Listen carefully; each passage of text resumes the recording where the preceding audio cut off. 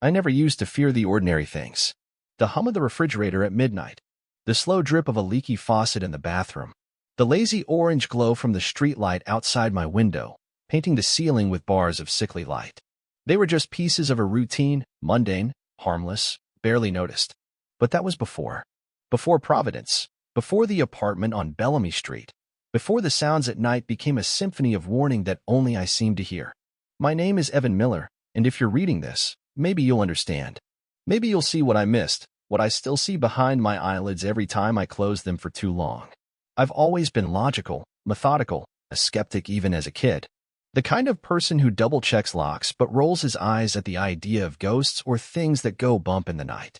But there are some things you can't reason away. Some patterns that, once you notice them, begin to eat at the edges of your reality like rot in an old floorboard. Let this be a warning. Pay attention to your habits. And for the love of God, never let your guard down, especially when you're alone. I first saw the place on a gray afternoon in early November, the kind of day where the clouds hang so low you feel like you could reach up and rake your fingers through them. The building looked like it hadn't been touched since the 90s. 3 stories, weather-beaten brick, iron railings flaking paint. Cheap, quiet, 5 minutes from work. It felt right. Mrs. Holloway, the landlord, handed me the keys with a paper-thin smile. "You're a lucky one, Mr. Miller. These apartments don't stay empty long." I wanted to ask her why, but didn't. The rent was nearly too good to be true. Moving in was uneventful. My friend Josh showed up, helped me lug boxes up the narrow stairs, then vanished off to catch the second half of a Patriots game. By midnight, it was just me, surrounded by cardboard, dust motes, and that first night in a new place loneliness that's half anxiety, half possibility. The apartment itself was small, a living room that bled into the kitchen, a single bedroom, and a bathroom that looked like it had been last renovated before I was born. I noticed the door stuck a bit in its frame, and that the light above the mirror flickered every few seconds. Old buildings have quirks. I shrugged it off. I set up my laptop on the kitchen counter, plugged in my phone, and started unpacking, one box at a time. By 2 a.m., I'd only managed to find my coffee mug, some sheets, and the bottle of whiskey Josh had forgotten on my counter as a housewarming gift. The first weird thing happened at night. I was brushing my teeth, trying to ignore the way my reflection in the mirror looked slightly off, blurry at the edges, as if I were underwater. Maybe I was just tired. I spat, rinsed, and flicked the light switch. The bulb buzzed and stuttered before plunging the bathroom into darkness. As I turned to go, the door creaked. Not a loud, dramatic creak. Just a quiet, drawn-out whine as if someone had slowly pressed their weight against it from the outside. I opened it, expecting to see nothing but the narrow hallway. That's what I saw, of course, nothing at all. But for some reason, my skin prickled with goosebumps, and a cold current ran down my spine. I laughed at myself, shook my head, and decided I needed sleep. I left the bathroom door slightly ajar, old habit, maybe, from the last place where the vent barely worked and the room would steam up in minutes. As I crawled into bed, I listened to the city outside. Sirens in the distance, a dog barking somewhere down the block. Normal city sounds. I closed my eyes. Sometime in the dark, I thought I heard something new, a quiet, scratching sound, right at the edge of hearing, coming from the hallway. But when I opened my eyes, all I saw was the sliver of dim light spilling out from the bathroom, the door still ajar. Nothing but shadows, shifting and settling. I woke the next morning to pale light leaking through the blinds and the familiar thump of footsteps overhead. It took me a moment to remember where I was. The boxes, the strange echo in the empty rooms, the faint odor of old paint and carpet glue, it all settled into place. New home, new start. I shuffled into the kitchen, set the coffee to brew, and scrolled through emails on my phone. Spam. Newsletters. A half-hearted work reminder from my manager. Everything was normal, almost boring. It was only when I stepped into the bathroom that I remembered the odd sensation from last night. The door was still ajar, just as I'd left it. For some reason, I felt the need to check behind the shower curtain, just in case. It was empty, of course. I told myself I was being ridiculous, but as I splashed cold water on my face, I caught myself glancing at the mirror, half expecting my reflection to move on its own. It didn't. Not today. Work was uneventful. I spent most of the day on video calls, tuning out the background hum of the office. My mind kept drifting back to the new apartment. Did I remember to lock the door? Was the draft from the window going to mess up the heating bill? Silly, little worries. That night, Sarah called. We talked for a while about her new project, about my new place, about nothing in particular. When she asked if she could come over the next weekend, I felt a wave of relief. Just the idea of someone else being there, even for a night, settled something restless in me. After we hung up, I wandered the apartment, taking stock. The hallway outside was quiet, just the creak of old floorboards and the occasional distant laugh from another unit. The bathroom light still flickered. I made a mental note to buy a new bulb. I showered, leaving the door ajar out of habit. The water steamed up, blurring the mirror. As I stood there, lathering shampoo into my hair, I caught a faint sound, soft, almost like nails scratching against wood. I froze. For a moment, I thought it was coming from inside the bathroom. But no, the sound was too muffled, too far away. I rinsed quickly and stepped out, wrapping a towel around my waist. The hallway was empty. The apartment was silent. Just my nerves, I thought. New place, old building. Houses creak, pipes knock, neighbors move around. No big deal. Still, I went from room to room, checking the windows, peeking into closets. Each time, I felt a little more foolish. I tried to laugh it off, but something about the quiet felt different tonight. Heavier. I turned on every light, made myself a drink, and collapsed on the couch, watching mindless TV until I finally felt the edges of sleep tugging at me. When I finally crawled into bed, I left the bathroom door open again. The faint, persistent hum of the city outside was the only sound. I closed my eyes and tried to tell myself I was safe. I don't know exactly what woke me. It was sometime after 2 a.m., the clock on my phone glowing in the dark. At first, I thought I'd heard the wind, or maybe someone slamming a door down the hall. But the apartment was quiet, too quiet. I sat up, heart thudding. From my bed, I could see straight down the hallway to the bathroom. The door was still ajar, just as I'd left it. But this time, there was no light spilling out, just darkness, thick and total, as if the shadows themselves were pressing against the threshold. Then I heard it. A slow, deliberate scraping, like fingernails or something harder, dragged along the outside of the bathroom door. I held my breath, waiting for the sound to repeat. It didn't. Instead, the silence stretched, deep and unnatural. I almost called out, but the words stuck in my throat. I told myself to get up, to check, to just close the damn door and be done with it. But I didn't move. I lay there, staring at that thin, crooked line of darkness, until exhaustion finally won. When I finally drifted back to sleep, I dreamed of things moving just out of sight, shape-shifting in the shadows, always just beyond the reach of light. The next few days passed in a blur of routine. I went to work. I texted Sarah. I microwaved leftovers and tried to convince myself I was just tired, adjusting to a new place. At night, though, things felt off. The air in the apartment seemed heavier, almost sticky, as if the walls themselves were exhaling stale breath. On Wednesday, Josh stopped by after work, pizza box in hand. "Settling in yet?" he asked, dropping onto my battered sofa without waiting for an answer. "Trying to," I said, forcing a laugh. "Place has character, I'll give it that." Josh grinned. "Old buildings always do. Just don't let the ghosts keep you up." I smirked and grabbed us both beers, trying to ignore the way the shadows seemed to shift in the hallway. We ate, talked, watched a basketball game with the volume up too loud. For a while, I could almost forget the things that had been keeping me on edge. But when Josh left and the apartment went quiet again, that uneasy feeling crept back in, crawling up my spine, prickling at the nape of my neck.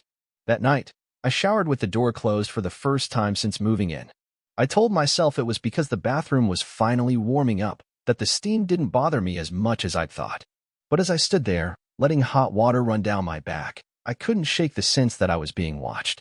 Every so often, I'd glance at the curtain, expecting to see a shadow moving on the other side. Nothing. The only sound was the steady patter of water against tile. When I finished, I dried off quickly and hurried out.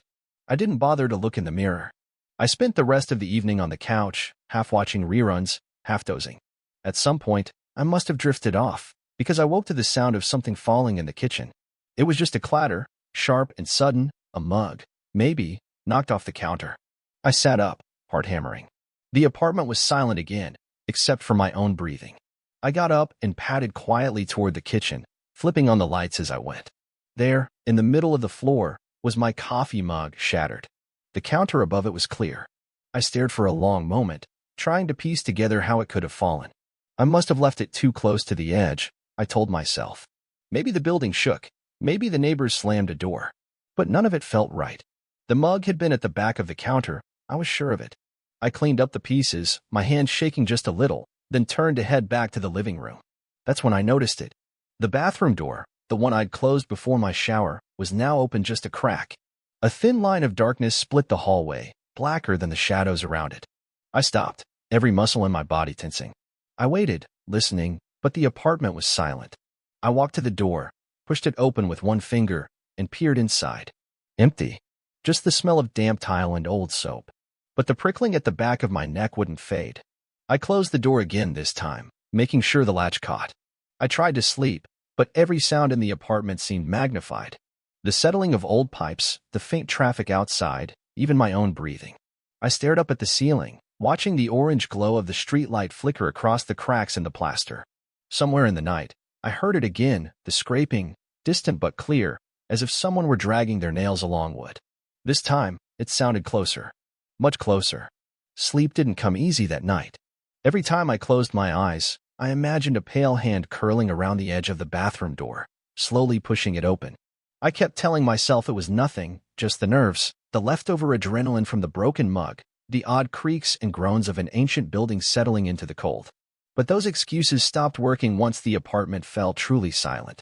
Sometime after 3 a.m., I woke up gasping. My heart was racing as if I'd been running. For a moment, I couldn't move, paralyzed in the darkness, straining to listen. Nothing. Just my own breath, ragged and sharp. Then, from somewhere out in the hallway, came the faintest noise, a slow, deliberate tap-tap-tap, like someone gently rapping their knuckles against the wall. I sat up in bed, holding my breath. The sound stopped. Was I dreaming? Had I imagined it? I lay back down, but left my eyes open, staring at the thin crack of darkness where the bathroom door still sat just barely ajar. That's when I saw it, a shape, almost invisible in the gloom. For a split second, I could have sworn I saw the outline of fingers curling around the door's edge, pulling it open another inch. My breath caught in my throat. I blinked, and it was gone. The crack in the door hadn't changed. I told myself I was losing it. Maybe I was. I didn't sleep for the rest of the night. The next morning, the apartment felt colder, even with the heat running. I shuffled into the kitchen, made coffee, and avoided looking down the hallway. Every time I caught a glimpse of the bathroom door out of the corner of my eye, I felt my stomach twist. I went to work, tried to focus, tried to act normal. But the fatigue and creeping dread followed me through every task, every interaction. I was short with my coworkers. Sarah texted, asking if everything was all right, and I lied, said I was just tired from the move. She sent me a picture of her cat, and for a second, I almost felt okay again. But when I got home, the feeling was back, worse than before. That evening, I tried to keep busy. I ordered Chinese, turned the TV up loud, called Josh just to hear someone else's voice. But he was distracted, talking about work, and after a few minutes, he had to go. The silence that followed felt suffocating. As I was cleaning up after dinner, I heard it again, that slow, unmistakable scraping, not from the bathroom this time, but from the living room window. The window faced the alley, and I rarely opened it. I edged toward it, feeling stupid and angry with myself, but when I drew aside the curtain, there was nothing outside but darkness and the orange haze of the street lamp. I checked the lock. Still latched tight. Then, as I was turning away, something flashed at the edge of my vision, a face, pale and impossibly thin, staring back at me through the glass. I jerked back so hard I nearly tripped over the coffee table, heart slamming in my chest. But when I looked again, the face was gone. Just a trick of the light, I told myself. Just exhaustion, maybe. But I knew it wasn't. Not really. The bathroom was the worst. Every time I passed the open door, I felt the urge to look inside, just to be sure. At some point, I caught myself standing in the doorway, just staring at my own reflection in the mirror. The glass was foggy, but I could see my outline, blurry and pale. Behind me, the shower curtain shifted. I spun around, fist clenched. Nothing. Just the curtain, drifting in the draft from the hallway. Or so I told myself. That night, as I lay in bed, I heard something new, a low, guttural breathing coming from the hallway. It was so soft, I almost thought it was my own, echoing weirdly in the silence. But when I held my breath, the sound continued, slow and steady. Then it changed. Became a wet, rasping sound, as if someone, or something, was struggling to draw air through a throat that had forgotten how to breathe. My whole body tensed. I sat up, reached for my phone, but my hands were trembling so badly I almost dropped it. The breathing grew louder. It stopped just outside my bedroom door. The doorknob twitched a tiny, almost imperceptible movement, as if someone was testing it from the other side. "Who's there?" My voice sounded thin, terrified. "Josh? Sarah?" No answer. Just the sound of something shuffling away, back down the hall, toward the bathroom. I didn't sleep at all. Every time I closed my eyes, I saw that face in the window, those fingers at the door. By dawn, I convinced myself to call in sick. I needed a break. I needed answers. I didn't even know what I needed anymore. That afternoon, determined to get a grip on reality, I armed myself with a flashlight and a heavy wrench from my toolbox, just in case. I marched to the bathroom, pushed the door open wide, and pulled the shower curtain back with a jerk. Nothing. No one. But there, in the dust on the bathroom floor, were faint, parallel scratches. 4, maybe 5 lines, carved into the tile just below the door frame, as if something had been clawing to get out or in. My skin crawled. I staggered back, nearly tripping over the edge of the bath mat. I left the bathroom door wide open. I left every light in the apartment on. And that night, I wedged a chair under my bedroom doorknob before I tried, and failed, to sleep. I barely slept the next night, if you could even call what I did sleep. Every time I drifted off, something jolted me awake, either a distant bang, the creak of pipes, or a flash of some nightmarish face floating just above my bed. By the time gray morning light seeped in, my thoughts felt shredded. I called Sarah, desperate just to hear her voice. "You sound rough," she said, concern pinching her voice. "Bad dreams. New place jitters, I guess. You want me to come over tonight?" I wanted nothing more, but I hesitated. How could I explain? "I think I just need some rest," I lied. After we hung up, I wandered the apartment, every step feeling heavier. I couldn't stop glancing at the bathroom, at that damn door. The scratches on the tile looked worse in daylight, deep and raw, like animal claws, or worse. I tried to work from home, but my brain wouldn't cooperate. The apartment's silence was thick, oppressive. A neighbor's dog barked somewhere down the hall, but even that faded, as if swallowed by the walls. By midday, I started to feel like the air itself was pushing in on me. I tried every rationalization I could think of. Maybe I dragged something sharp across the floor while moving. Maybe the face in the window had been a reflection, a car's headlights, a branch. But I didn't believe myself. Afternoon shadows. I decided to shower, hoping hot water would clear my head. I stood in the steam, eyes fixed on the shower curtain, half expecting to see that face pressed against the plastic. I was so tense, every tiny creak of the pipes made me flinch. Halfway through washing my hair, I heard a noise outside the bathroom, a low, guttural croak, like someone with a ruined throat trying to speak. The sound shuddered through the walls. I froze, shampoo stinging my eyes. The door was ajar again. I swore I'd closed it. A thin strip of shadow stretched across the tile. Suddenly, a shape moved past the gap, tall, impossibly thin, gliding noiselessly. My heart jammed in my chest. I listened, willing myself to believe it was just a shadow, just my mind playing tricks. But then the breathing started again, just on the other side of the door, slow and wet and wrong. I forced myself to finish rinsing, threw on a towel, and yanked the door open. The hallway was empty, but in the dust on the floor, fresh tracks, long, thin prints, like something had slithered through. Descent. I couldn't take it anymore. I grabbed my phone and texted Josh. "Can you come over? Please.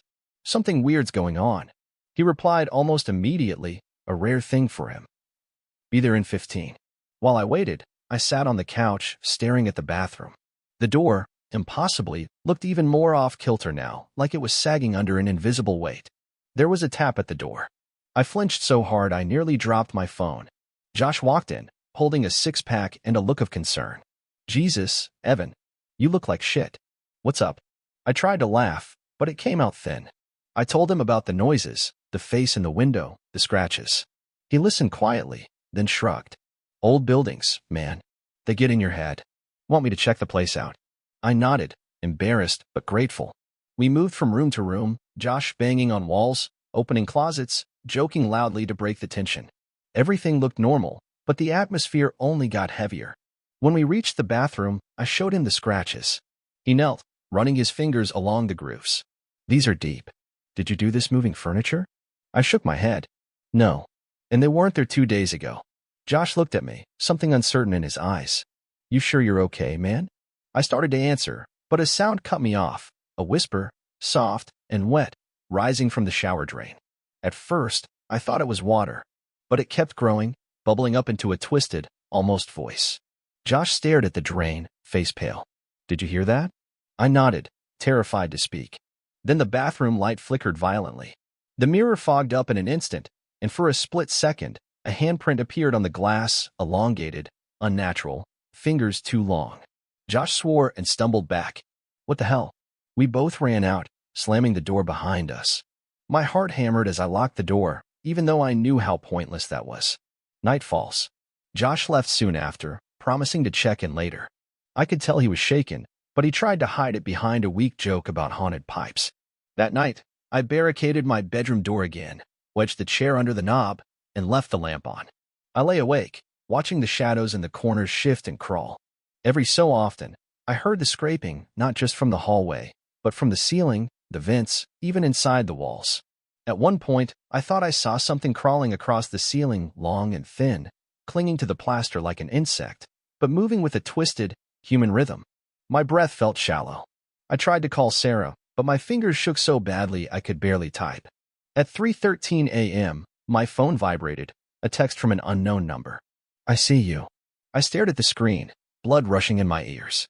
Then another message came, and another, each one more frantic, all from the same number. "Let me in. Let me in. Let me in." The messages filled the screen until my phone crashed, the display glitching into a static mess of light and shadow.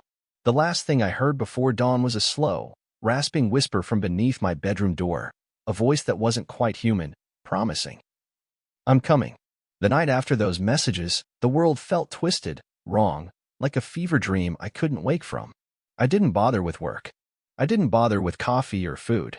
I just paced the apartment, eyes darting to every shadow, waiting for the next horror to break loose.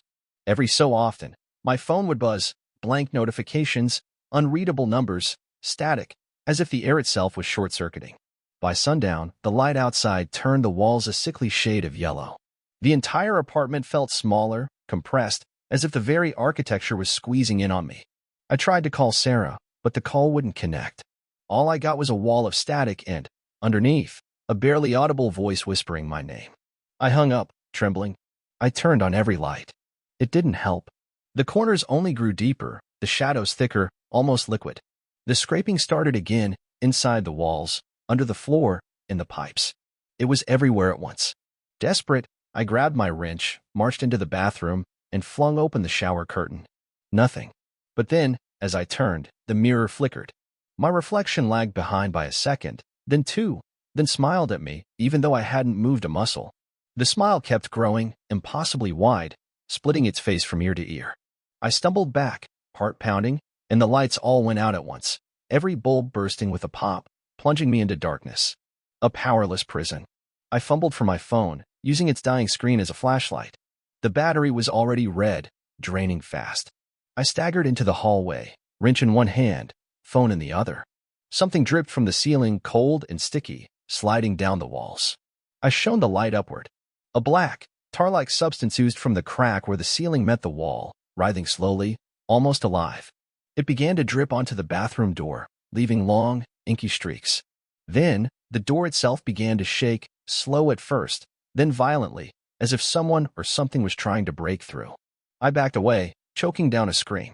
The air was thick, suffocating. Each breath felt like breathing through mud. From the other side of the door came a sound I'll never forget, a rattling, wet gasp, followed by fingernails, no, claws, raking down the wood with enough force to splinter it. A pale, deformed hand punched through, grabbing at the empty air. I ran. I made for the front door, but the knob wouldn't turn. The lock twisted itself, jammed tight, refusing to budge. I slammed my shoulder into the wood, screamed for help, but no one answered. From the hallway, I heard something crawl, long limbs scraping against the floorboards, body dragging behind it, pausing only to let out a long, rattling hiss. Face to face. I fled to the living room, pressing myself against the far wall, wrench raised. The shadows pulsed and shimmered. Then it came crawling into view, a shape born from nightmares. Its limbs were too long, elbows bent wrong, skin stretched and paper-thin. Its face, if you could call it that, was a ruin, features shifting like melting wax, eyes like pits cut out of black velvet. It moved with a jerky, insect-like motion, head twisting to look at me. The air filled with a low, inhuman buzzing, vibrating my teeth and my skull. My phone screen flickered, then died. The room was plunged into pure, viscous darkness. I felt it moving closer, heard the wet drag of its body against the rug, the crack of its joints as it unfolded itself to its full, unnatural height. It spoke, not with words, but with a voice that crawled into my bones. "Let me in. Let me in. You left the door open. I'm here now." Something icy cold pressed against my ankle. I lashed out with the wrench, connecting with something solid, but the thing only laughed, a bubbling, choking sound that made my blood freeze. Its fingers wrapped around my leg, squeezing, pulling.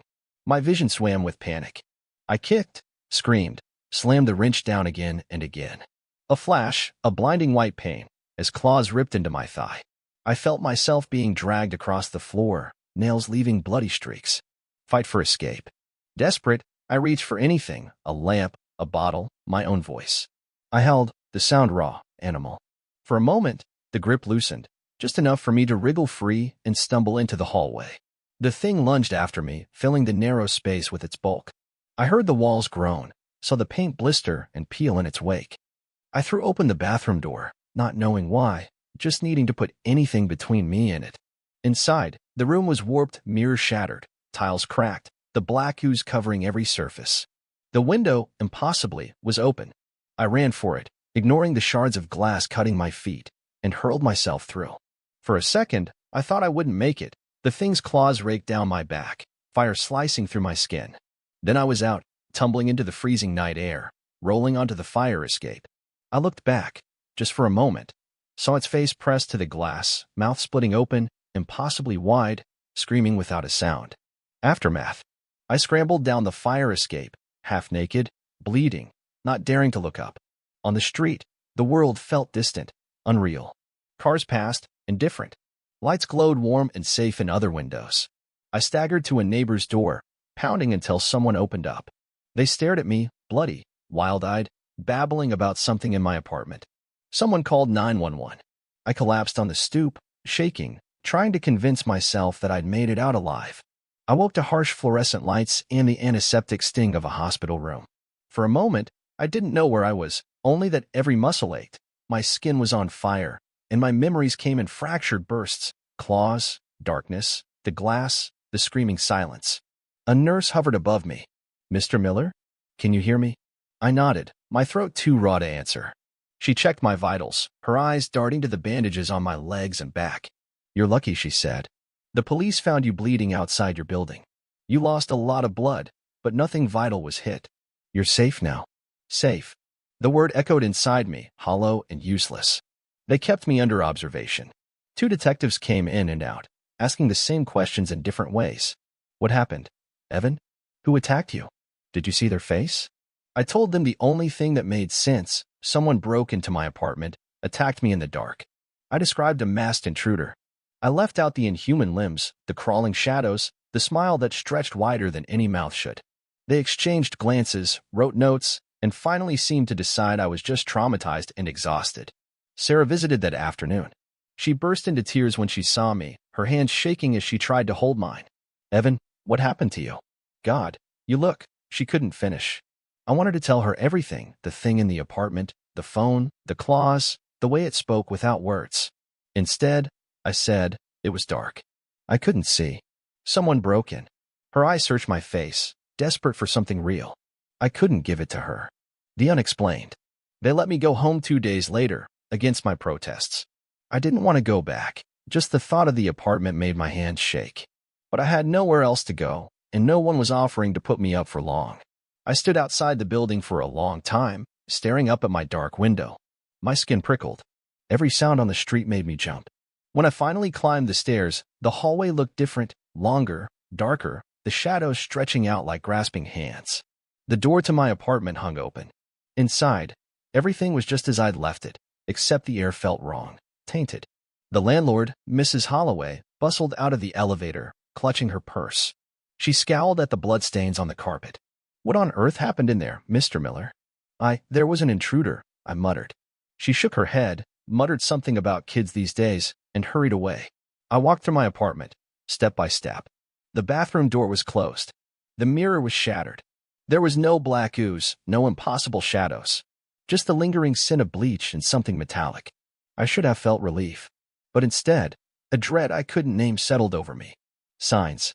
I tried to sleep that night with every light on, my phone plugged in, and a baseball bat by my bed. The apartment was silent except for the hum of the refrigerator. I lay there for hours, waiting for the scrape, the whisper, the phone's buzz. But nothing came. When I finally did sleep, I dreamed of the thing's face, pressed against the glass, watching me, mouth open in that endless, soundless scream. The next morning, I found 4 thin scratches on my bedroom door. Fresh.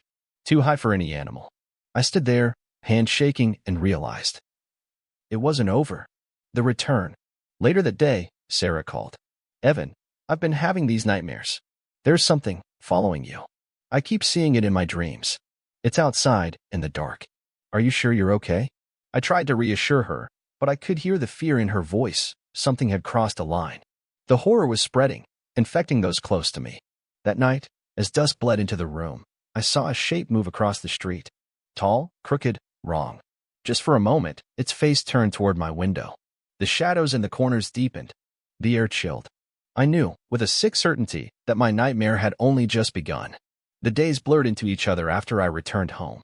Every surface in the apartment seemed tainted, like it carried a residue I couldn't scrub away, no matter how many times I cleaned. I started leaving the windows open, hoping the chill autumn air would clear out the heaviness, but the shadows always returned as soon as the sun set. Sarah called more often, her voice strained and thin. I keep dreaming about that place, Evan. About your apartment. I wake up at night and, God, it sounds crazy, I feel like there's something in my room. Something watching me. Her words sent a cold shudder through me. You're just worried about me, I said, forcing a calm I didn't feel. But deep down, I knew it wasn't just worry. The thing that haunted me was bleeding into her life, seeping through the thin fabric of our shared reality. A visit. One evening, Sarah insisted on coming over. I can't take this anymore. I need to see you. I need to prove to myself that it's just nightmares. I wanted to say no, to keep her far away from whatever this was, but loneliness overpowered fear. She arrived just as dusk was painting the sky with bruised colors. I hugged her tighter than I'd ever done before, breathing in her perfume, something real, something safe. We tried to act normal, eating takeout on the couch, talking about work, laughing at the TV. But the apartment seemed to push against us, the lights flickering, the temperature dropping even as the heater clicked on. After dinner, Sarah stood in the hallway, staring at the bathroom door. It feels wrong in here, she whispered. I joined her, every instinct screaming to get out. Let's sleep in the living room, I suggested, pulling out blankets and pillows for a makeshift bed. We settled in, backs to the wall, eyes scanning every shadow. I tried to hold her close, to convince myself that together, we were stronger. Nightfall. Sleep came in uneasy fits. I woke to find Sarah sitting up, eyes wide, breathing fast. I heard it, she whispered. Something moving. Not in the hallway inside. In the walls. I listened. For a while, there was only the distant sound of city traffic, a siren far away. Then, beneath it, the subtle scrape, slow and deliberate, moving from behind the bathroom, through the vents, crawling toward us. A gust of wind rattled the window. Sarah clutched my hand. Evan, it's here. I wanted to tell her she was wrong, but I saw it too, a shape, tall and thin, flickering in the corner of my vision, lingering just beyond the reach of the lamplight. The air grew thick, heavy with the stench of rot and something sweet, cloying. My head spun, my skin crawled. Sarah whimpered, her nails digging into my arm. Suddenly, all the lights went out. The apartment sank into a darkness so deep, it felt almost solid. Sarah's breath was frantic. Don't let go of me.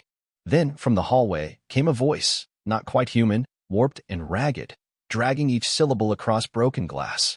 Let me in. Let me in. Sarah sobbed, pressing her face to my shoulder. Something heavy thudded against the bathroom door, shaking the walls. I grabbed the baseball bat beside me, my grip slick with sweat. If you're in here, get out. I'm warning you. The answer was a laugh, bubbling and wet, echoing through the apartment. Shadows stretched across the floor, pooling around our feet.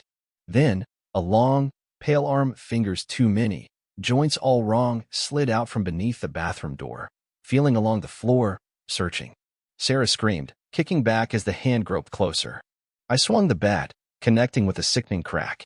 The limb recoiled, snaking back into the darkness. For a moment, the apartment was dead still. Then the scratching started again, louder than ever, coming from every wall, every vent, every darkened corner. Sarah and I pressed ourselves against the door, fighting to keep it closed as the pressure mounted from the other side. "Let me in." Dawn. Sometime before sunrise, the noises stopped. The air felt lighter, but the damage was done. Sarah's face was streaked with tears, her hands trembling as she clung to me. "I can't stay here," she whispered. "Promise me you'll leave, Evan. Please." I looked around the ruined apartment, at the long, bloody scratches on the floor and the shattered bathroom mirror.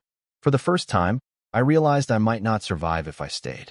But as Sarah packed her things and fled into the early morning, I heard it again, soft, patient, waiting. "I'll always find you." Sarah was gone by sunrise, leaving a faint trace of her perfume on the blankets and an aching emptiness in the room. The apartment looked worse in the daylight. Pale gouges in the floorboards, bloody streaks under the bathroom door, the mirror a web of fractured glass. Every surface seemed to pulse with a faint, unseen energy, like a wound that refused to close. I barely remembered the hours that followed. I showered with the door wide open and every light blazing.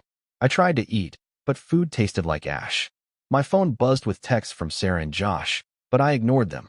The only thing I could think about was getting out, but when I stood in the doorway, duffel bag packed, something rooted me in place. It wasn't just fear. It was like the walls themselves were holding me back. I needed answers. Desperation does strange things. Around noon, I found myself in the apartment building's basement, a cramped, musty labyrinth of storage units and broken pipes. My phone flashlight barely cut the darkness. The air down there was thick with dust and mold, but it felt cleaner than the air upstairs, like the entity hadn't sunk its claws this deep yet. I rifled through old papers and utility bills, searching for something, anything, that might explain what was happening to me. Hidden in a battered file cabinet, behind stacks of yellowed eviction notices and utility bills, I found a folder labeled Bellamy Incidents. My hands shook as I flipped through it.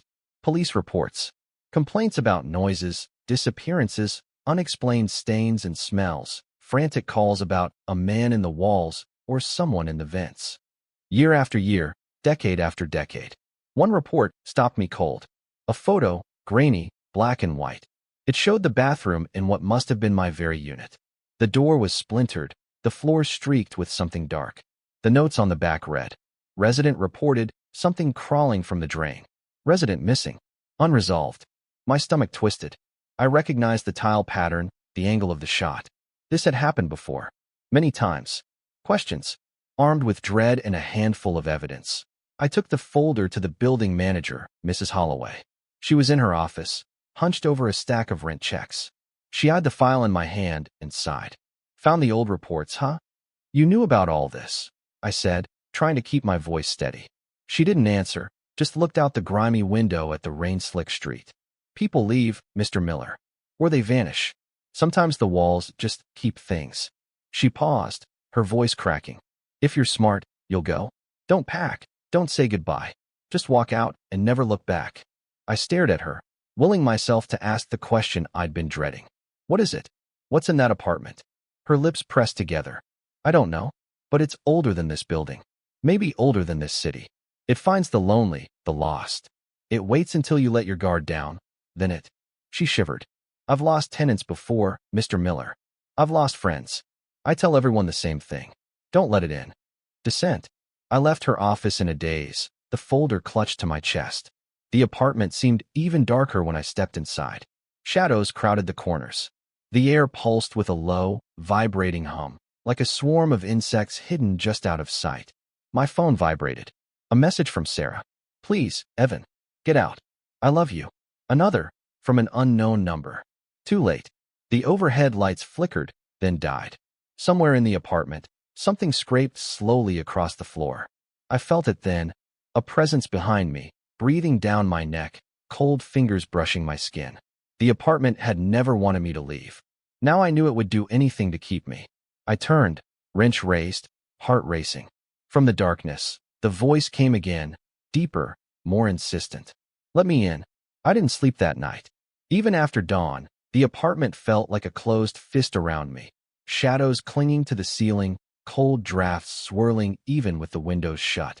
I kept my wrench close, half expecting the thing to burst through the walls at any moment. Sarah's texts came less frequently now. I could hear the fear in her words, a distance creeping in. She wanted me out, but I couldn't leave. Not yet.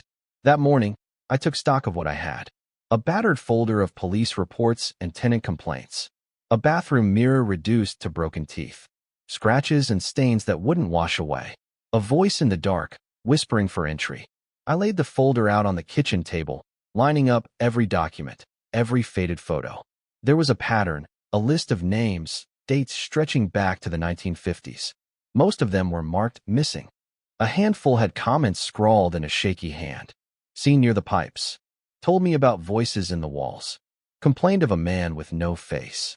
One name repeated, scribbled again and again, growing more frantic as the years passed. A. Granger. I stared at the name until it blurred. In one report from 1983, a tenant wrote, Granger says he talks to it. Says it wants to be let in. Another, dated 2 years later, described Granger's sudden disappearance. Never found. Only stains left. A chill crept over me. What if this wasn't just random? What if the entity chose its targets, over and over? Below the floorboards. Desperate for a clue, I returned to the basement, following a gut feeling that gnawed at me. The further I descended, the colder it became. The buzzing in the walls was louder here, almost rhythmic, a pulse matching my own heartbeat. I reached a locked door at the end of a corridor. The sign above it read, Maintenance. Authorized personnel only. I tried the knob. Locked. But my hands, shaking, found the right spot. One loose panel. I pried it free and slipped through the gap. The room beyond was cramped, filled with old water heaters and shelves lined with cans of paint, so ancient their labels had rotted away. But it wasn't the clutter that caught my eye. It was the walls. Someone, maybe many people, over many years, had scratched names into the concrete. Rows and rows of them, written in jagged, desperate lines. Some were half erased, some etched so deep the concrete had cracked. My own name, Evan Miller, was there, fresh and raw. I stumbled back, nearly tripping over a stack of empty buckets. A gust of icy air blew through the room. Then, from behind me, a voice, soft and wet, crawling into my ears. You saw me. You let me in. Now you'll stay. A message from the past. Panicking, I turned and ran. In my haste, I kicked something, a battered tin box. It spilled open, scattering yellowed photographs and a battered notebook. On the first page, a shaky scrawl. A. Granger, Journal. I flipped through it, hands trembling. February 14th. I hear it every night. In the pipes, in the walls. It wants me to let it in. I said no. March 3rd. I dreamed I was part of the building. I couldn't move. It was inside the walls, inside me. April 1st. If someone finds this, don't stay. Don't listen. It lies. The last entry. It's here. I see my name in the walls. If you see yours, run. My mouth went dry. I looked up. My name, carved beside dozens of others, seemed to shimmer in the low light. A new line appeared, scratched by an invisible hand. Let me in. I spent the morning pacing the apartment, stuffing clothes and whatever I could grab into a bag. Every time I glanced at the bathroom, the darkness behind the door seemed deeper, alive, pulsing, watching. The urge to flee was so powerful it made me dizzy. My mind played Sarah's desperate words on a loop. Promise me you'll leave, Evan. Please. I grabbed my bag, keys shaking in my hand, and stumbled into the hallway. The air was heavy still. None of the neighbors' doors opened. No distant music, no footsteps, just silence, thick as oil. I tried the stairs first, rushing down 3 flights. My heart hammered as I reached the lobby, ready to burst into the morning light and leave Bellamy Street forever. But the front doors wouldn't budge. I pulled, shoved, even slammed my shoulder into the glass. They held fast, locked from the outside. My breath clouded the pain, and for a second, I saw a pale face staring back, not my own. I staggered back, pulse racing, the bag slipping from my grasp. The elevator dinged behind me. I whirled, but no one was there. Just the empty box, doors yawning wide. I tried to call Josh, then Sarah. My phone flickered and died. The battery drained even though it was nearly full an hour ago. Desperate, I ran for the back exit, The fire escape. The door screeched on its hinges, but when I stepped out, the staircase seemed to stretch, rising up and up, impossibly high into the clouds, vanishing into mist. Every step I tried to take, the world spun and warped, and the stairs seemed to move further away. I stumbled, nearly falling, and retreated inside, slamming the door behind me. A house that breathes. As I climbed back to my floor, the building felt different. The hallway was longer, doors spaced too far apart. The wallpaper rippled and bulged as if something pressed from the other side. Back at my apartment door, I froze. It stood wide open, as if inviting me back. I could smell the rot from inside, sweet and cloying. I wanted to run, but something pulled at me, some force I couldn't name. Inside, every light flickered. The floor creaked under my weight, each board groaning with my footsteps. In the bathroom, the mirror dripped black, oily streaks. Scratches appeared on the walls, letters forming slowly, shakily. "Let me in."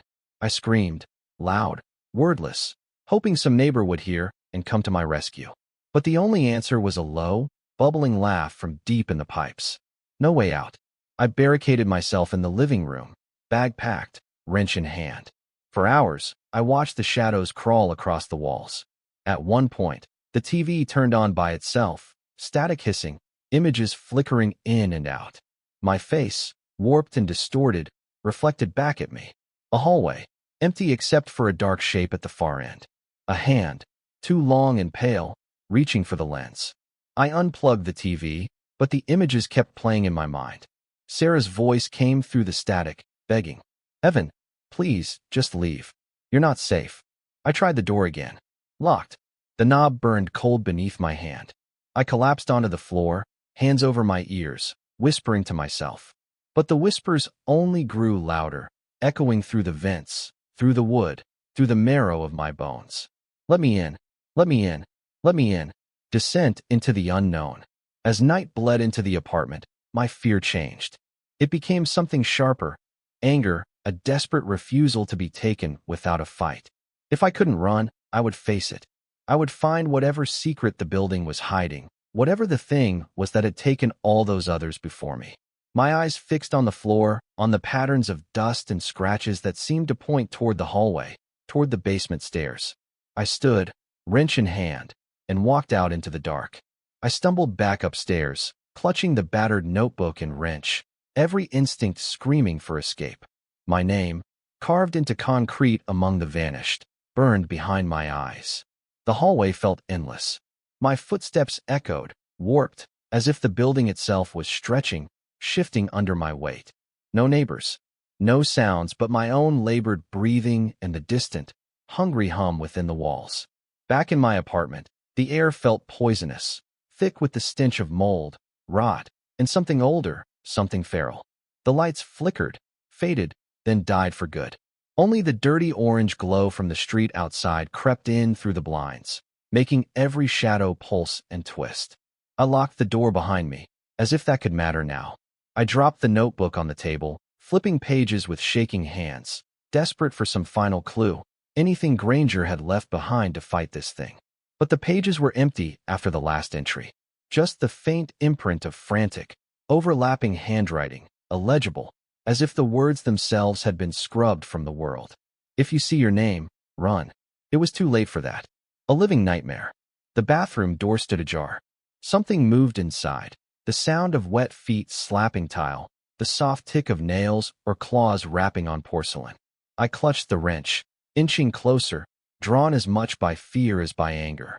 The mirror was nothing but blackness now, as if it had been painted over. My reflection blinked at me from the void, slow and wrong, smiling with a mouth that stretched wide and hungry. From the darkness, a voice, my own, but layered with something deeper, rasped. "Why did you let me in, Evan?" I backed away, heart battering my ribs, but the bathroom door slammed shut with a violence that shook the walls. The pipes groaned, water hammering inside them, as if the whole building was coming to life. I staggered back into the living room. The TV, unplugged, crackled to life. Footage rolled. Me, wandering the apartment in the night, eyes vacant and mouth moving in silent conversation with things unseen. The camera angle shifted, impossible, inhuman. The image drew closer, as if crawling across the ceiling toward me. I lunged for the remote, but the screen flickered, and a new message scrawled itself in digital static. Evan Miller, let me in. Breaking the seal. The temperature plummeted. Frost crept across the inside of the windows, sealing them with delicate, razor-thin ice. My breath came in white puffs. In the hallway, the walls rippled, seams opening like wounds, leaking dark, fetid ooze. Whispers poured out, overlapping, dozens of voices, pleading, crying, warning. I pressed my hands over my ears, stumbling toward the door. But the handle was gone, melted into the wood. I was trapped. Something moved behind me. I spun, wrench raised. A figure loomed in the corner, tall as the ceiling, its limbs unfolding, unfurling like lengths of rotted cloth. Its face shifted and flickered, sometimes my own, sometimes Sarah's, sometimes no face at all. I tried to scream, but the air felt solid, choking me. The thing drifted closer, each step echoing in my skull. You opened the door. You belong to me now. 1,000 hands seemed to reach from the walls, cold and spectral, grasping my arms, my chest, pinning me in place. My vision blurred as the room spun. The threshold. Through the haze, I saw the front door crack open, just a sliver. Beyond it, only blackness, endless and depthless, a world without shape or light. The entity leaned down, mouth inches from my ear, breath cold and thick with the grave. Come with me. Let me in. Let me in. Its claws sank into my shoulders. Pain burst through me, hot, electric, world-ending. With the last of my strength, I swung the wrench, connecting with something solid and slick. The thing reeled back, screeching, an inhuman sound that shook the walls and shattered the glass in the windows. The hands let go. I collapsed onto the floor, gasping, staring up at the ceiling as darkness closed over my vision. Somewhere far away, I heard Sarah's voice calling my name. I drifted in darkness, weightless and numb. Time lost all meaning. Sometimes I heard Sarah calling me. Sometimes I heard my own name whispered by 100 broken voices. Sometimes it was laughter, wet, gurgling, echoing from everywhere and nowhere. When I opened my eyes, I wasn't sure if I was awake or dreaming. I was lying on the living room floor, sunlight leaking through the jagged holes in the frostbitten windows. My whole body ached, bruised and slick with half-dried blood. For a moment, there was only silence. Then the memories came rushing back. The wrench, the hands, the voice in the darkness. I tried to sit up. My limbs were weak, shaking. The room spun. On the coffee table sat the battered notebook, Granger's warning staring back at me. If you see your name, run. But where could I run now?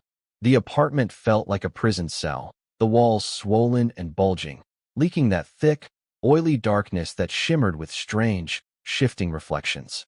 Fragments of reality. The TV, shattered by the night's violence, flickered with static. My phone was nowhere to be found. A sound, soft and rhythmic, caught my ear, someone humming, a lullaby I half remembered from childhood. Sarah? I tried to call out, but my voice was thin, barely more than a rasp. Then she appeared, Sarah, kneeling beside me, hair tangled, eyes red with worry. She took my hand, her grip cool and real. Evan, you're bleeding, she whispered, tears streaking her cheeks.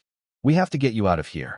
Her face flickered, just for a heartbeat, her features stretching, mouth twisting, eyes turning bottomless and black.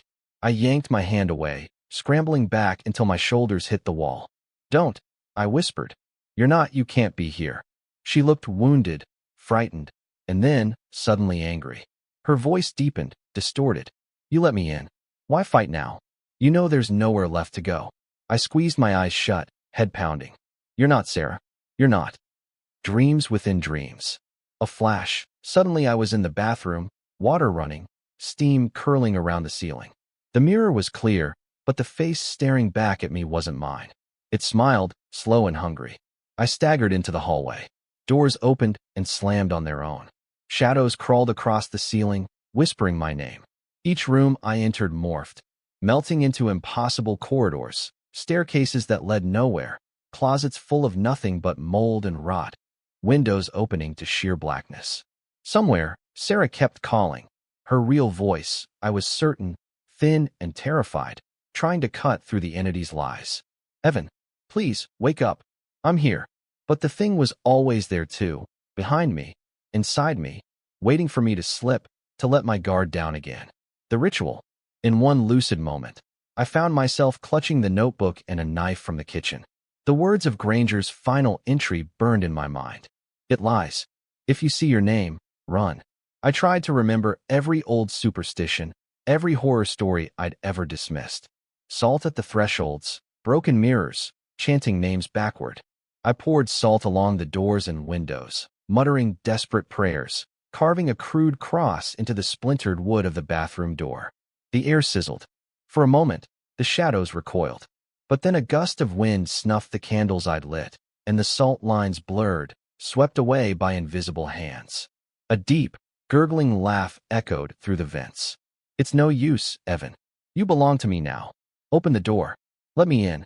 The words scratched themselves into the wall, over and over, as if written by claws. Collapse. I fell to my knees, mind reeling, eyes burning with tears.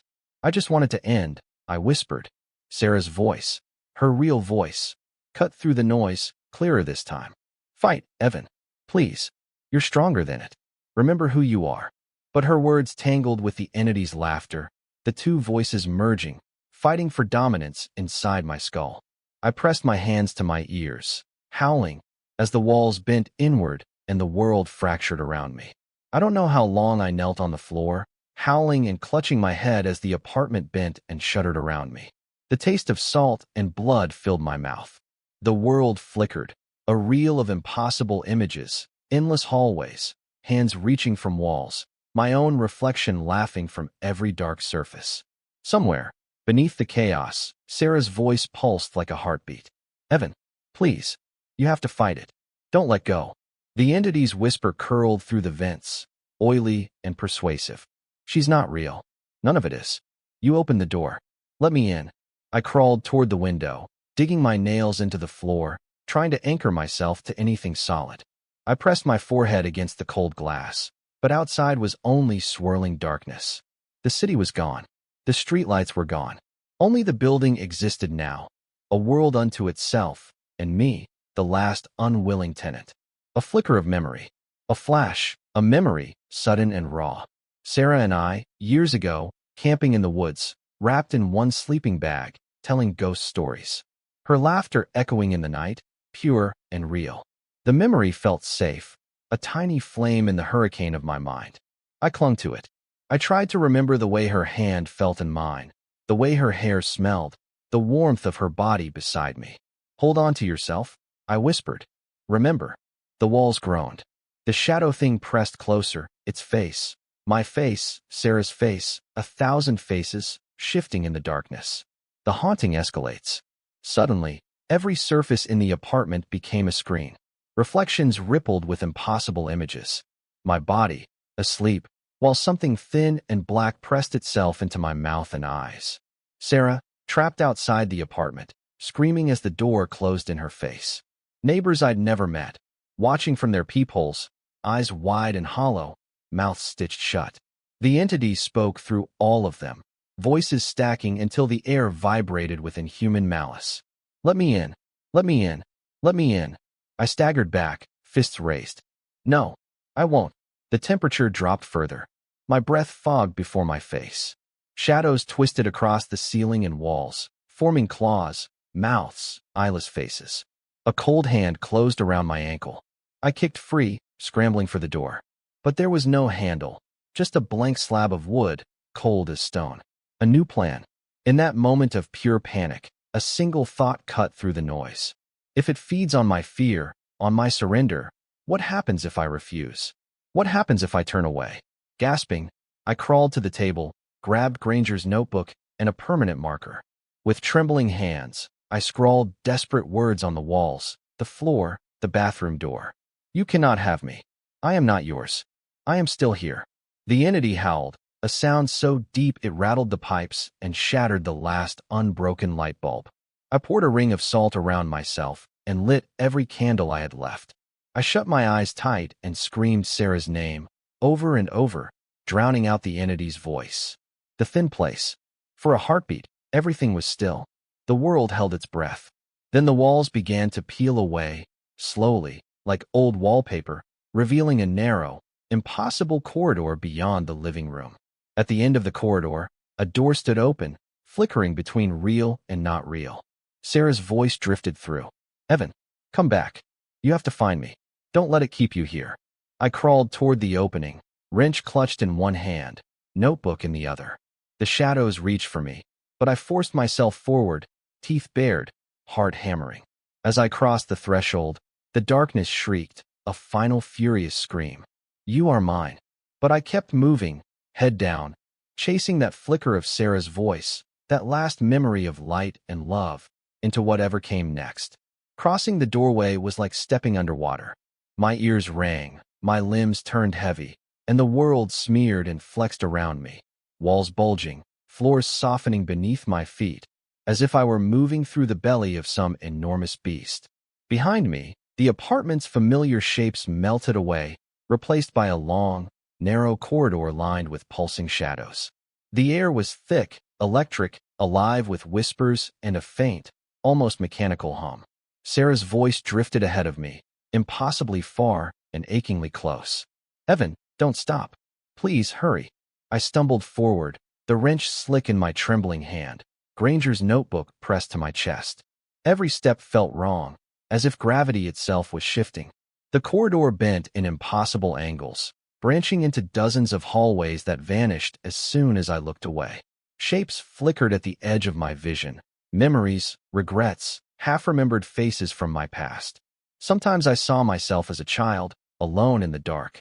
Sometimes I saw Sarah, reaching for me through a wall of shifting black glass. The heart of the house. The corridor emptied into a vast, impossible chamber, walls stretched up and up into darkness, pulsing with veins of oily shadow. The floor was crowded with doors, dozens, hundreds, each with a different name scratched into the wood, some in neat block letters, some in desperate, jagged scrawl. I recognized many, missing tenants, names from Granger's file, even the neighbors I'd barely spoken to. And there, right in the center, Evan Miller. The letters were fresh, still bleeding. From the ceiling, a shape unfurled, limbs dangling like a marionette with its strings cut. The entity dropped to the floor, towering, faceless, its skin writhing with the imprint of 1,000 screaming mouths. It spoke, its voice layered and endless. "Welcome home. The labyrinth of the lost." Suddenly the doors began to rattle, then bang, then burst open one by one. Out spilled shadow people, pale, hollow-eyed, their faces twisted with terror and longing. They staggered toward me, hands outstretched, pleading, "Help us. Don't leave. Take us with you." The entity laughed, a sound that peeled the skin from my bones. "All who enter belong. None escape.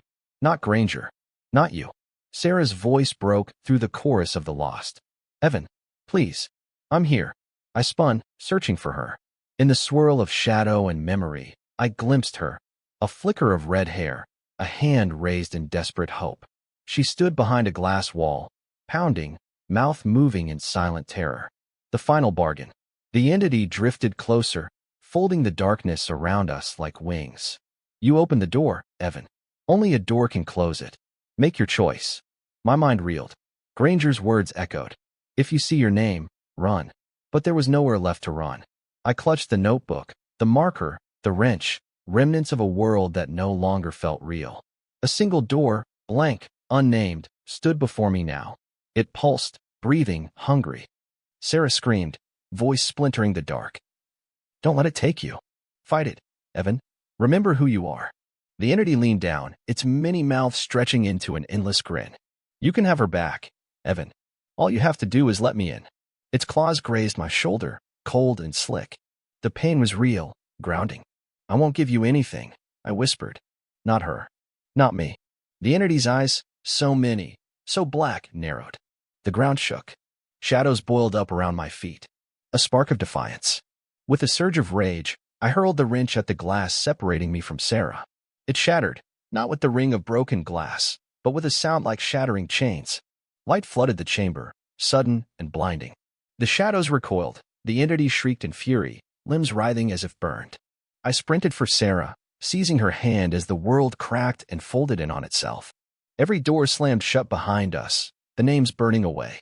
Together, we ran, toward the last sliver of light, toward the hope that something real, something ours, still waited on the other side. We ran, the light streaming ahead like a rope through endless night. The chamber buckled and screamed behind us, the doors slamming, names burning away in fire and shadow. Sarah's grip was iron on my wrist. Her eyes were wide with terror, but alive. The floor writhed beneath our feet, swelling and sinking as if we were running over a sea of muscle. From every wall, hands burst through, grasping, clawing, leaving trails of frost and bruises on my skin. The entity shrieked, a sound like every nightmare I'd ever had, multiplied and played backward. You cannot leave. You opened the door. You are mine. It surged after us, unfurling into a storm of limbs and faces, its rage a hurricane of darkness that bent the very air. Doors exploded, splintering into swarms of shadow people, their mouths stretching wide in voiceless howls. We plunged through corridor after corridor, the world fracturing into impossible spaces. A childhood bedroom warped with mold and cobwebs. A hospital hallway echoing with the laughter of the lost. A mirror maze, every reflection a twisted Evan or Sarah, some weeping, some smiling hungrily. Sarah tripped, nearly falling, but I pulled her up. Don't look at them, I screamed. Keep moving. The light before us narrowed, flickering, as if the entity's darkness was eating it alive. Test of the mind. As we ran, the thing played tricks, throwing memories and fears in our path. My father's voice, disappointed and cruel. Sarah's sobs from the night we almost broke up, her face warped with blame. Visions of myself, older and broken, begging for mercy at the feet of the entity. Sarah began to slow, her eyes clouding, her hand slipping from mine. Evan. I can't. I'm so tired. I forced myself to focus, to remember the feel of her hand, the warmth of our old, safe memories. I squeezed her fingers hard, shouting, this isn't real. Remember the fireflies at the lake, Sarah. Remember laughing until you cried. She blinked, and for a moment the fog lifted from her eyes. The world shimmered, the shadows shrieking in pain. We ran on, breathless, bruised, driven only by the fading thread of hope. The final door. At last, we reached a narrow door of raw, splintered with no handle, only a small brass keyhole. Behind us, the entity gathered its full form, towering and endless, a cathedral of hate. Its 1,000 mouths split into one, bellowing. Open the door. Evan. Let me in. I fumbled for the notebook, for anything Granger had written about a key. My hands found something hard, a rusted old key taped to the back cover, overlooked until now. With trembling fingers, I shoved it into the lock. Sarah pressed against me, clutching my arm. Hurry. Please. The entity lunged, shadows lashing, the cold sinking into my bones. The key turned. The door burst open in a blast of pure, blinding light. Breaking through. We staggered through, the world tearing and collapsing behind us. The entity shrieked, reaching out with its claws, scraping Sarah's ankle, slicing my shoulder. Pain sizzled through my nerves, but I pulled her forward, through the light, out. And suddenly we were falling. Wind roared in my ears, and I crashed hard against rough, frozen ground. On the other side, when I opened my eyes, dawn was breaking. I lay on the cracked pavement of Bellamy Street, the battered notebook still clutched to my chest, Sarah curled against my side, shivering but alive. The apartment building loomed above us, silent, empty, every window black. For a moment, I thought it was over. Then I saw it, just for a heartbeat, a flicker of movement behind a third-story window. A face, pale and hungry, watching us with endless patience. Sarah stirred, her breath misting in the morning air. Are we safe? She whispered. I wanted to believe it. I wanted to say yes. But I wasn't sure the nightmare was truly finished. We sat in silence on the curb, dawn soaking the world in a pale, uncertain light.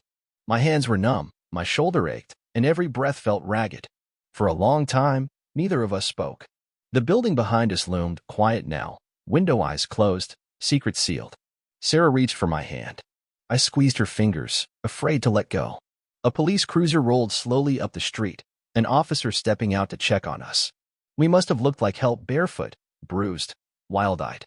He asked questions we barely heard. Names. Dates. What happened? I lied. I told him there had been an accident, that we'd gotten locked out, that we just needed help getting home. He looked skeptical, but Sarah's tears convinced him.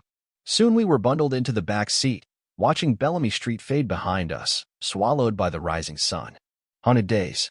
The days that followed blurred together. Hospital lights, bandages, endless questions. I told Sarah not to talk about the building, about what happened inside. She agreed, too tired to protest. We repeated the story to the doctors, to the police, to ourselves, until it almost felt true. But at night, when the world was quiet, the memories crept back. I saw the entity's eyes in every shadow. I heard its voice in the hum of the air conditioner, in the static of the TV. Sometimes I woke, gasping, certain that my hands were slick with oil and blood, the taste of rot thick on my tongue. Sarah fared better, but not by much. She jumped at sudden noises. She refused to shower with the door open. She started carrying salt in her pockets. We moved in together, neither of us willing to sleep alone. Our lives shrank to the simple, the safe, grocery trips, walks in busy parks, soft lights left on at night. We tried to build new routines to pretend we were normal again. Unanswered questions. Sometimes I dreamed of Granger, his notebook heavy in my hand. He would stand in the corner of my dreams, whispering warnings I could never quite hear. I wondered how many others had escaped. I wondered if escape was even the right word. The notebook still sat in my nightstand, pages warped and stained, the key taped to the back, cold and heavy. I caught Sarah staring at it, sometimes, her face unreadable. The return. A week after we left Bellamy Street, I took a walk alone. I found myself drawn back, not to the building, but to its shadow, across the street, watching the empty windows. I saw a new tenant moving in, the landlord smiling, handing over keys. I almost called out, almost warned them. But what would I say? That something hungry lived behind the walls, waiting for someone lonely, someone afraid, to open a door? Instead, I walked away, heart pounding, the memory of 1,000 hands pressing at my back. Epilogue. At night, sometimes, I hear scratching in the walls. Sometimes I wake and find the front door cracked open, just a sliver. Sometimes I see my own name, fresh and raw, carved into the wood. The thing in the dark is patient, and all it needs is an open door. Weeks passed. I told myself the worst was over. Sarah and I filled our lives with daylight, with noise, with things that left no room for shadows. We moved to a new apartment in a different neighborhood, brighter, cleaner, every door and window checked twice before bed. I saw a therapist, and I learned all the words for what had happened. Trauma, hallucination, shared psychosis. But the words were hollow. I could still feel it, the cold ache in my bones, the way the air seemed to vibrate with secrets just beyond hearing. Sarah kept the salt near her bed. Sometimes, when she thought I was asleep, I heard her whispering old prayers under her breath. A door in the night. One evening, I woke to the sound of the front door creaking open, a soft, familiar scrape, barely audible. I sat up, heart pounding, listening. Sarah stirred beside me, mumbling my name. Evan? Is everything okay? I forced a smile. Just a dream, I lied, but I slid out of bed and crept through the apartment, every light switched on. The door was closed. But in the kitchen, I found a set of muddy footprints leading from the threshold to the living room, bare, narrow, too small to be mine, too large to be Sarah's. I cleaned them up without a word. Unraveling. The next day, I got a call from Josh. Dude, you all right? You sound like hell. I tried to answer, but my throat closed up. I wanted to tell him everything, to beg him not to visit, not to come near, but I just said, yeah, just tired. Don't worry about me. But he did visit. He brought takeout, a six-pack, tried to make me laugh. We ate, watched a movie. For a while, it felt almost normal. Then he excused himself to use the bathroom. He was gone too long. When he came back, he looked pale, sweating, as if he'd run a mile. You okay? I asked. He just shook his head. Your mirror's weird, man. I thought I saw someone behind me. That night, I heard scratching at the walls again. The cycle continues. Some nights, I find myself standing at the door, one hand on the lock, the other pressed to the cold wood. I tell myself not to open it. I remind myself, again and again, that the world outside is just the same as the world inside. That there's nothing in the darkness but the darkness itself. But sometimes I dream of Bellamy Street, the doors, the endless corridor, the entity's many faces. Sometimes I see the names, still fresh and raw, burning in the blackwood. Sometimes I see my own face in the shadows, smiling back. Final entry. I've started writing again, pages and pages, trying to drain the poison from my mind. Sometimes I think I'm getting better. But every so often, I wake to find new scratches on the door, the faint echo of laughter in the vents, the cold certainty that the thing is still waiting. I tell myself, Never let your guard down. Never leave the door ajar. But I know the truth. Now some doors, once opened, never truly close. All it takes is a crack. All it takes is a whisper. And then, in the darkness, something will answer. Let me in. Epilogue. Bellamy Street sits empty in the morning sun, the old bricks washed pale by time and weather. Sometimes, in the hush before dawn, a passerby will pause outside the building, feeling a shiver run along their spine, a sense that something inside is waiting, always hungry. The landlord keeps renting out the units. People come and go, most without incident. But every few years, a name appears in the basement, fresh and raw, carved by a desperate hand or something far colder. Neighbors whisper about odd noises, scratching in the pipes, laughter echoing through the vents, footsteps in empty hallways. Some say they've seen faces peering from the windows after midnight, eyes dark and deep as wells. The old-timers know better than to ask questions. They cross the street, clutching their coats tighter, and hope that whatever prowls the heart of Bellamy Street will never learn their names.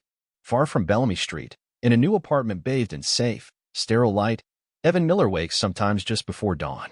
He lies still, listening to the silence, the slow rhythm of Sarah's breathing beside him. And sometimes, if the night is very quiet, he hears it. A gentle scratching at the walls. A distant voice, barely more than a sigh. Let me in. He sits up, breath shallow, heart pounding, waiting for the first sliver of sunlight to cross the floor. He tells himself it's only a dream. But he never, ever, leaves the door ajar. And